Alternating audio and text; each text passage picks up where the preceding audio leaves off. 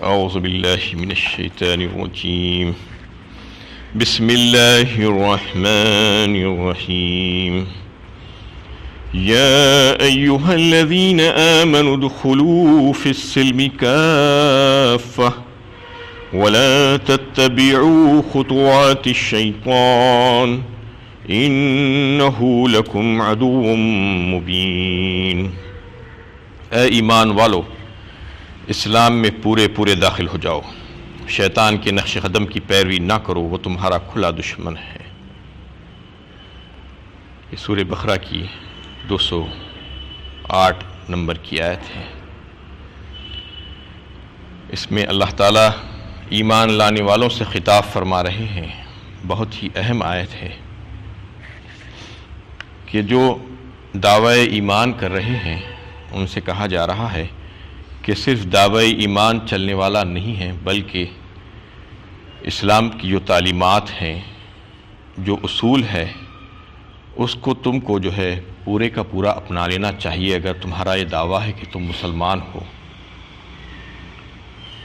ایسا نہیں ہونا چاہیے کہ تمہارے دل و دماغ، ہاتھ و پیر، آنکھ اور کان سب کے سب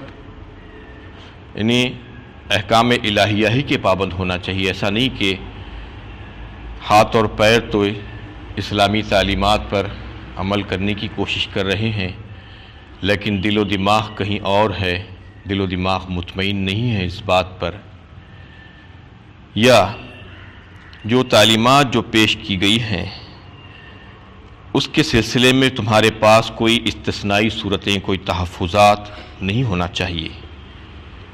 یعنی ایسا نہیں کہ جیسا کہ عام طور پر لوگ کرتے ہیں کہ جو حکم ذرا سا نرم دکھا، آسان دکھا، اس کو اختیار کر لیا، اور جو حکم تھوڑا سا سخت دکھا، جس میں مشقت ہے، دل پر جبر ہے، قربانی ہے، تو اس کو چھوڑ دیا۔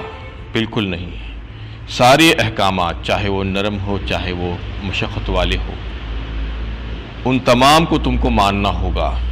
یہ مکمل ضابط حیات ہے، نظام حیات ہے، زندگی گزارنے کا طریقہ ہے اسلام۔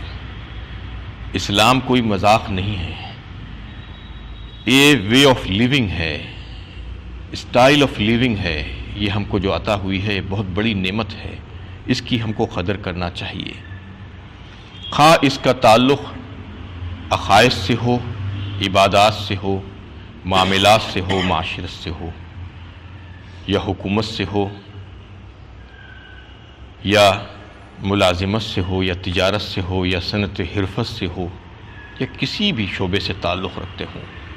ہم کو چاہیے کہ ہم اس اسلامی نظام میں پورے کے پورے داخل ہو جائیں۔ یہ مطالبہ کیا جا رہا ہے مسلمانوں سے اور اہل ایمان سے کہ صرف ایمان رکھنے کا دعویٰ چلنے والا نہیں ہے، بلکہ تم اپنی زندگی کے ہر شعبے میں یہ دیکھنے کی کوشش کرو کہ واقعی میں تم مسلمان ہو یا نہیں ہو، تمہارا جو دعویٰ ہے وہ واقعی میں صحیح ہے یا نہیں ہے، تمہارا ظاہر اور باطن سب کا سب مسلمان ہونا چاہیے۔ ظاہر یہ کہ ظاہری جو تعلیمات ہے، جو عمل ہے تمہارے اعضاء و جوارح سے ہونی چاہیے، وہ سب کے سب اس سے ادا ہونا چاہیے، وہ عبادات یا دیگر ساری چیزیں، اور تمہارا باطن جو ہے، تمہارے قلب میں وہ ایمانی کیفیت ہونی چاہیے، اور تمہاری زبان تمہاری قلب کی ترجمان ہونی چاہیے۔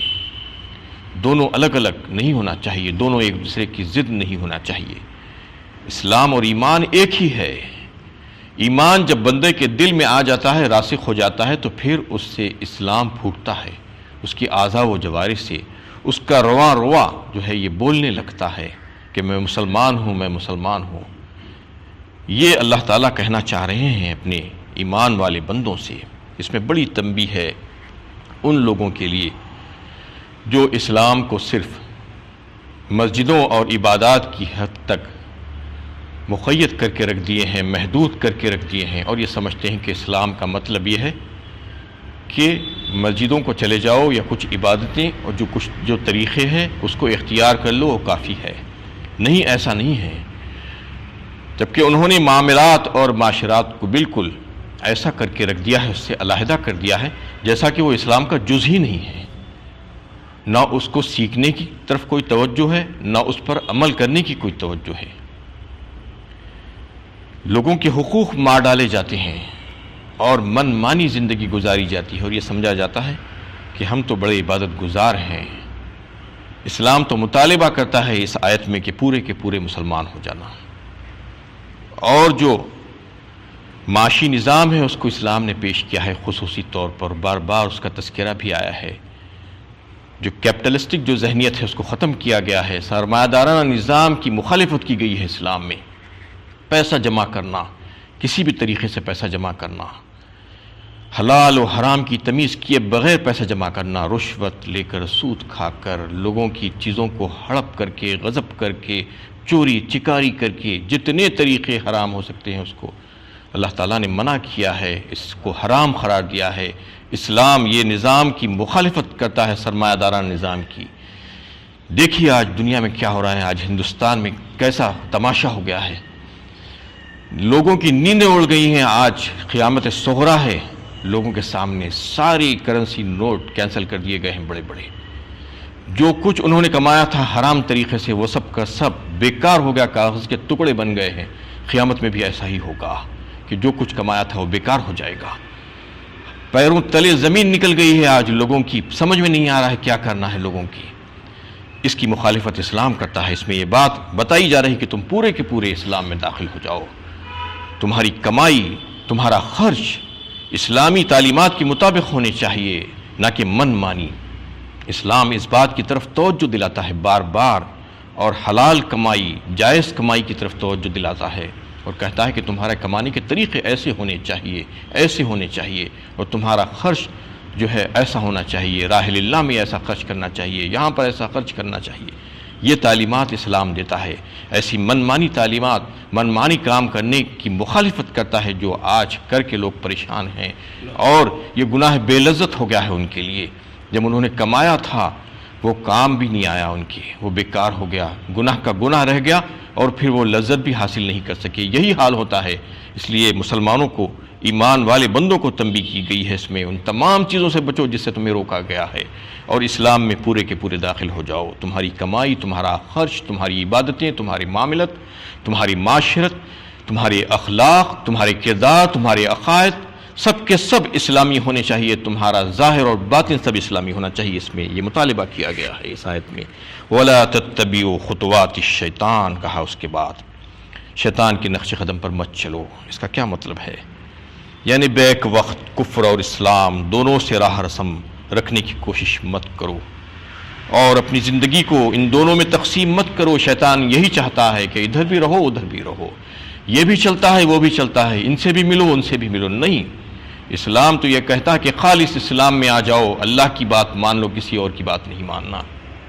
اللہ کا قانون مان لینا پورے کا پورا، چاہے وہ تمہارے اوپر یعنی بظاہر ایسا نظر آتا ہوگا وقتی طور پر کہ اس سے تم کو نقصان ہو رہا ہو، لیکن پھر بھی تم اس کو مان لینا اور اس میں داخل ہو جانا تمہارا فائدہ ہے۔ اس میں اللہ تعالیٰ یہ بتانا چاہ رہے ہیں کہ اگر تم ایسا نہیں کرو گے تو اس کا مطلب یہ ہوگا تم شیطان کے نقش قدم پر چل رہے ہو۔ شیطان یہی چاہتا ہے کہ تم کو ڈگر سے دور کر دے، اللہ کی راہ سے دور کر دے۔ یہ شیطان کی چال بازیاں ہیں۔ انہ لکم عدو مبین فرمایا، وہ تمہارا کھلا دشمن ہے، وہ تم سے دشمنی کرتا ہے، وہ تم کو صراط مستقیم سے ہٹا کر، جنت والے راستے سے ہٹا کر جہنم والے راستے کی طرف لانا چاہتا ہے۔ فَإِن زَلَلْتُم مِّن بَعْدِ مَا جَاءَتْكُمُ الْبَيِّنَاتُ فَاعْلَمُوا أَنَّ اللَّهَ عَزِيزٌ حَكِيمٌ۔ ان واضح ہدایت کے آ جانے کے بعد بھی اگر تم پھسل گئے تو جان رکھو کہ اللہ غالب اور حکمت والا ہے۔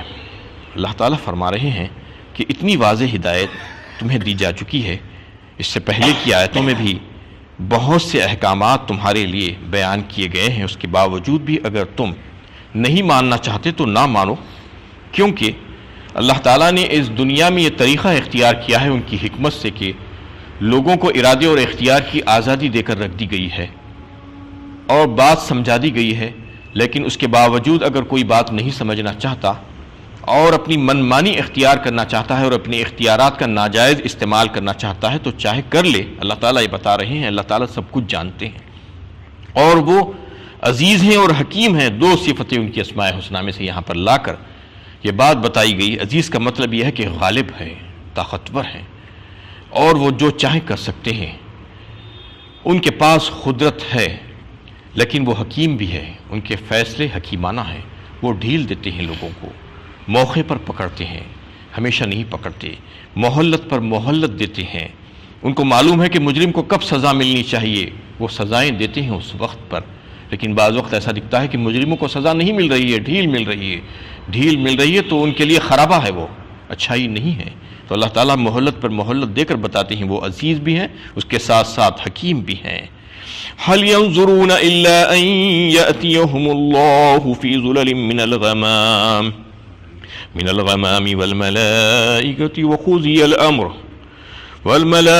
وقضي الأمر وإلى الله ترجع الأمور۔ کیا یہ لوگ اس بات کے منتظر ہیں کہ اللہ اور فرشتے ابر کے سائبانوں میں ان کے سامنے نمودار ہو جائیں اور فیصلہ ہی کر ڈالیں؟ بالآخر سارے معاملات پیش تو اللہ ہی کے حضور ہوں گے۔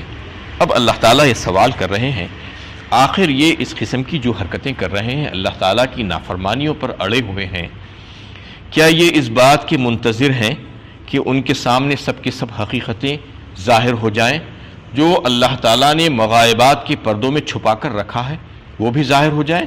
کیونکہ جب وہ ظاہر ہو جائیں گی، جو وقت آ جائے گا، یعنی اللہ اپنے فرش پر آ جائیں گے اور متمکن ہو جائیں گے تمہارے سامنے، تمہارے سامنے وہ ساری جو مغائبات کے جو پردے تھے وہ ہٹا دیے جائیں گے، وہ فرشتے اللہ تعالیٰ کی کائنات اور سلطنت کے کارکن ہیں، وہ بھی تم کو نظر آنے لگ جائیں گے، تو کیا تم اس وقت ایمان لاؤ گے؟ اس وقت کا ایمان لانا تمہارے لیے فائدہ مند نہیں ہوگا، معتبر نہیں ہوگا۔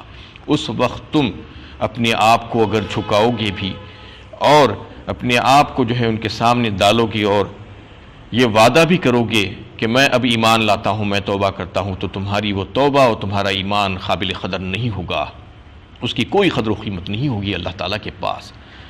یعنی بروز قیامت یا موت کے بعد، مرنے کے بعد یا قیامت آ جانے کے بعد، جب ساری حقیقتیں تمہارے سامنے کھل جائیں گی، جو اب تمہارے حواس سے پوشیدہ ہے، تمہاری نظروں سے اوجھل ہے، تمہیں دکھائی نہیں دے رہا ہے، لیکن وہ حقیقتوں کو اگر تم اب مان لو گے کہ اب مہلت ہے، یعنی اللہ کے نبی صلی اللہ علیہ وسلم کے کہنے کی وجہ سے ان کو سچا سمجھ کر ان کی باتوں پر یقین کر کے اگر تم آج اس بات کو مان لو گے کہ تمہارے لیے فائدہ ہے، اور اگر تم آج نہیں مانو گے، کیونکہ ایمان بالغیب کا مطالبہ ہے، ایمان کو دیکھنے کے بعد ایمان لانے کا مطالبہ نہیں ہے، وہ تو سب لائیں گے، مرنے کے بعد سب ایمان لاتے ہیں، موت کے وقت سب ایمان لاتے ہیں، کہتے ہیں کہ میں ایمان لایا، فرعون بھی ایمان لایا تھا اس وقت، لیکن وہ ایمان قابل قبول نہیں ہے۔